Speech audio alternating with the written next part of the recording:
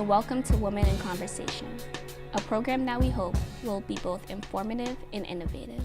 It will focus on the contributions of phenomenal women and femmes whose work is making an impact in the world through their respected fields of concentration.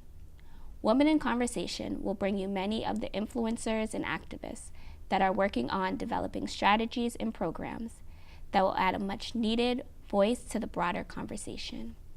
I'm your host, Cheyenne Wyzzard-Jones, founder of Women of Color in Solidarity. Today, I am joined by Chandra, head conflict mediator for the Cambridge Public Schools and a leader in restorative justice education and facilitation. Hi, Chandra, how are you? I'm well, Cheyenne, how are you? I'm good. Thank you for joining me. So today we're going to be discussing some of the topics of restorative justice models and practices, along with the school-to-prison pipeline and some forms of radical education. So for those coming in to learning about restorative justice, can you explain the foundations of restorative justice thought and practice? What are some examples of restorative justice circles? Well, there are a couple of questions in that question, Cheyenne. I would start off by saying that the origins come from the villages that we all come from. So whether it's in Africa or the United States, North America, South America, people ran their communities in a collaborative leadership model. Mm-hmm. So we have now moved in this country to a very different authoritative paternalistic model, but people are trying to go back to the more traditional ways of including the entire community in decision making for the community, consequences for people who do harm in the community. And in the past, I want to say 20 to 30 years, there has been an insurgence of people kind of going up to the borders of Canada or learning from the Native Americans who live in Canada, bringing it down. In my mind, I'm most familiar with the model in Minnesota. So Minnesota worked with the Native Americans in Canada. They put it into their justice model and then into the schools, and that learning has then grown across the United States in various institutions. We actually have a bill in Massachusetts right now that we're trying to get passed to employ restorative justice in all of the Massachusetts judiciary. Oh, wow. Can you explain a little bit more about that bill and what that could look like? So the bill is something that will allow victims to choose restorative justice over or instead of the normal criminal justice system. So if I am harmed or if someone steals my car, let's say you steal my car, and then I say, well, I'd like to go a restorative path. So I might say, I'm going to sit in a circle with you or have a mediation with you, and I get to decide what would fix my harm in that process. And does that work the same for those who are sexual harm survivors? How would restorative justice work in those situations? Because I do know that there is a growing call for thinking about restorative justice for sexual harm survivors that is outside of just incarceration. Right. And so that we're not going to the extremes of that scenario, especially if the victims of that harm are not advocating for incarceration. So there are a lot of people working to develop how that would fit into the U.S. culture. There are places outside of the United States that use native people, and they operate in their native context to restore any kind of harm. So people are kind of going there, studying that and seeing how that would work here. Some of the barriers to that are people don't want to sit face to face with someone who has provided that harm for them. There are people who feel as though they aren't ready to quote unquote let the person off the hook by allowing them to sit in circle. And I feel like a lot of that pushback comes from people who are in the mindset of traditional punitive justice. So they feel like if this person did this, the institution should take over and punish that person. And they kind of push the victim out of the way. But there are some programs here in the U.S. that'll say, if I was a victim of sexual harm, I could speak to another person who was a perpetrator, not my perpetrator, but a perpetrator. and tell them how I was harmed and just get that off of my chest. And then my people would then share that information with my actual perpetrator and put that person through a process by which they might have to go to classes, they might have to complete classes, they might have to go to mental health treatment, a variety of different responses that could actually stop that person from being a perpetrator moving forward. And that's, I think, the idea of restorative practices is not just to tit for tat. It's like, you did this harm and we want to make sure that you don't do it again. And the punitive justice system has been very ineffective at actually changing people's lives. They just punish them and the people tend to go back to the same behavior. So as an educator myself, I think about how do we teach young people at an early age about restorative justice before the harm is happened, right? How do we explain to young people, even I work with second graders, how do we explain restorative justice to second graders so that when they're adults, they already understand a larger understanding of restorative justice when it comes to circumstances like sexual harm or larger crimes, I guess you can say. Or assault. Or theft. Right, things of that nature that we do just think, okay, just put them in jail. Right. How do we start at a younger age to kind of allow students to understand, like, okay, like, this is how our society should work from the beginning, instead of trying to learn a system that later on in life we're trying to combat? So I spent a week observing in the tribal court on the Yurok reservation last year, and because I wanted to see how it actually works on the ground, like when you're actually in a court, how does this restorative processes, how do they really work when you're not sitting in circle, when it's everything you do. So I met the judge and she said, we don't even talk about restorative justice, it's just our way of life. So when I went there, I realized that everything about everything that their culture represents is there already. So the court is a natural outcome of their culture. Our culture is punitive and adversarial. So to sit restorative practices on top of that seems very strange, right? And I've noticed in my own practice that if I do a circle for a group of people and someone's like, well, I have confidentiality rights, I don't have to explain details of what I did. That doesn't exist in this court that I was in. They don't have confidentiality because they assume that that is a barrier to open communication. And they also don't have consequences for knowing about each other. You know, so we don't have they don't have like lawsuits, you told this. And so we have a culture that's built on privacy, it's built on barriers. And so it is often difficult to implement restorative practices when you have all the other components in your way or possibly as barriers. So we need to, and I have heard this from a lot of teachers, is you do restorative practices with everything you do. So if you have a consequence, or if you want kids to sit in a chair or line up or do certain things in certain ways, you have to teach them and practice with them first before you get upset that they don't do it in a certain way. That's restorative. So we don't think of that because we're thinking we're replacing something that wasn't that was broken or something. But it's restorative when you have discipline policies and you sit down and share them with the students that you want to put under these things. You're restorative when somebody is absent in your class and everybody has an opportunity to tell them what they missed and that they were missed when they were absent. So it's about how you live your day-to-day. And then if there's a problem, you can come in with a circle about harm.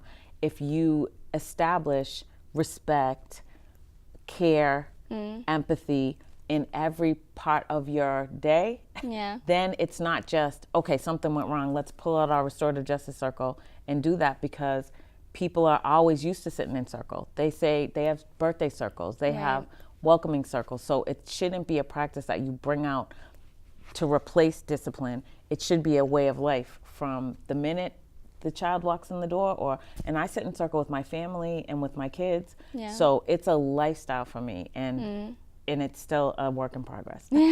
That's beautiful. Can you talk about, so I know you do restorative justice circles for the MBTA police. Do you find that to be different working with police and then working in the schools? And if so, what are those differences?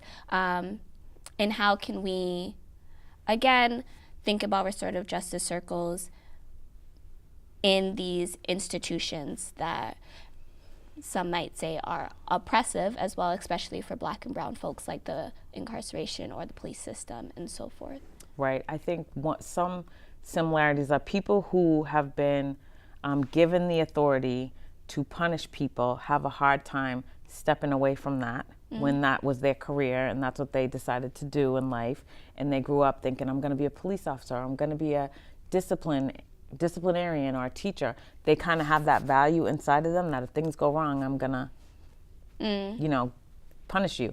So getting that thinking out of, broken up a little bit. I don't even want to say just taken care of altogether, because sometimes when we have a circle and the person doesn't respond to what their agreement is, we still end up using the punitive model.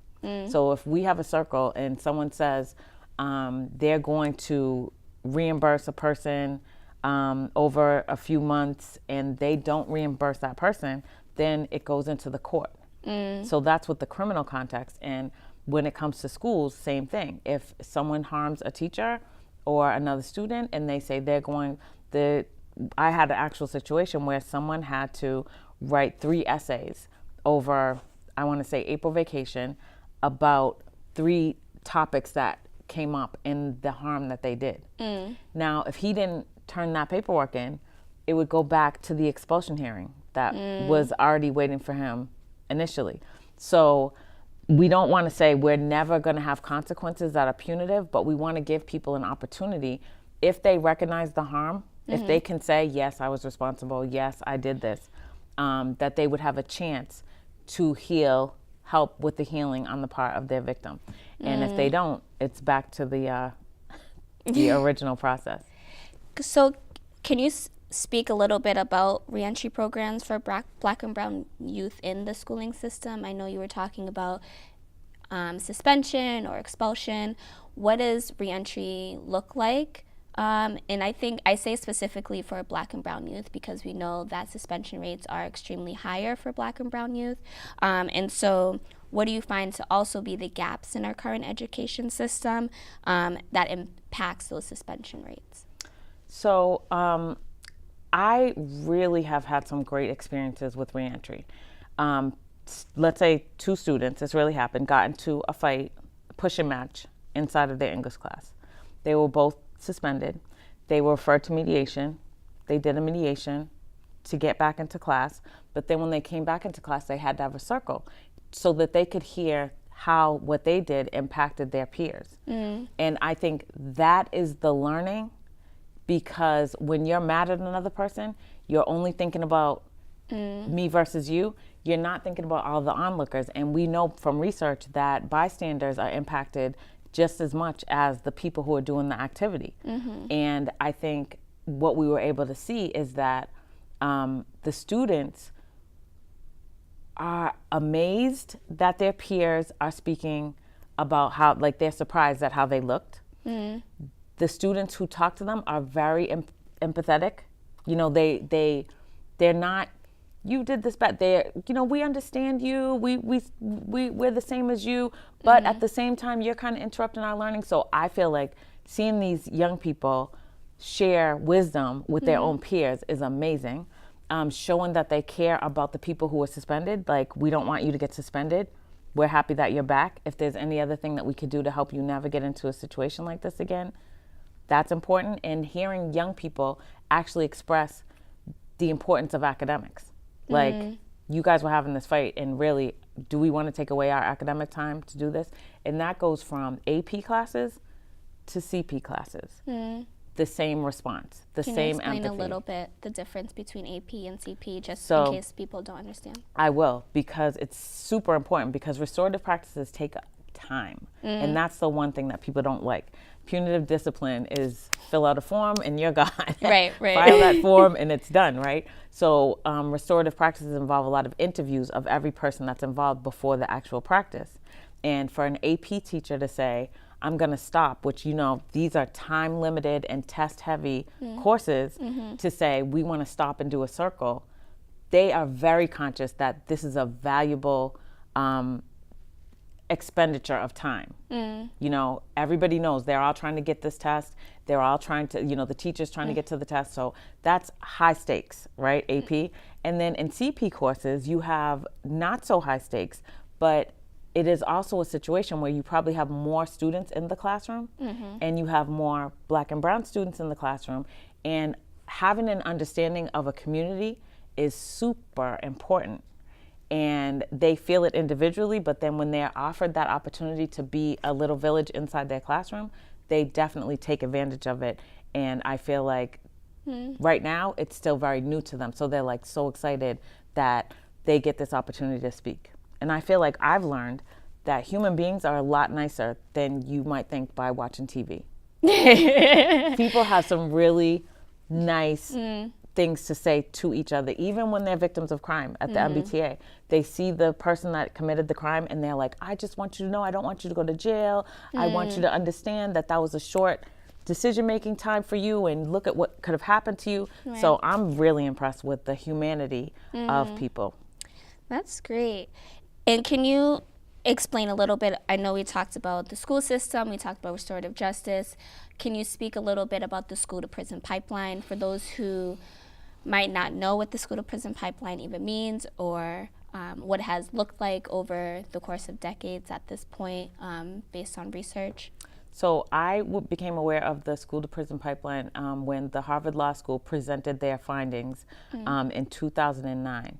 And I was shocked. I was like, oh my goodness, this can't be happening in Cambridge. So I ran back to Cambridge and asked for the data for Cambridge. And I was shocked that you could take our numbers and put them right on top of Boston or Liberty City, Miami, or Watts in California at the rate that we were suspending Black kids. And I'm saying, I'm a Black person, I work in the school. How come I don't feel like racism is happening? How come I don't see these Black kids disappearing at the rate that I actually see on this paper? So when that data came out, that once you start getting suspended as far as first grade, I think they started their research, the likelihood increases that you will then become involved in the criminal justice system. With each suspension, it gets higher and higher. So the call went out to schools like, suspensions don't work. The federal government and Obama and the head of the education department for the U.S. literally put out, I think it was 2014, a recommendation to all public schools to use mediation and restorative justice as an alternative to punitive discipline. Not a lot of people picked up on that because they felt like we don't really know what that is, and we're kind of used to doing suspensions, and if we can't get kids out of school when teachers are mad, what are we going to do? And I myself thought, well, if you keep these kids in, the teacher's going to run out that door. So they really needed to turn to restorative practices where people can say, this is how what you did harmed me, and this is how I'll feel better about it and be able to work with you moving forward. So suspensions have dropped. If you look anywhere in the United States, suspensions have dropped because, of course, the federal government said so. Are people employing restorative practices? No. They're doing anything to make sure that number, when the DOE comes and checks, the Department of Education, that your number is lower. People are not really too aware of how to utilize these services and alternatives to punitive discipline to the point where we're good at it, because it takes a long time to change an institution. Right. Really long time. So Cambridge is piloting this process and we're having great success, and that's awesome.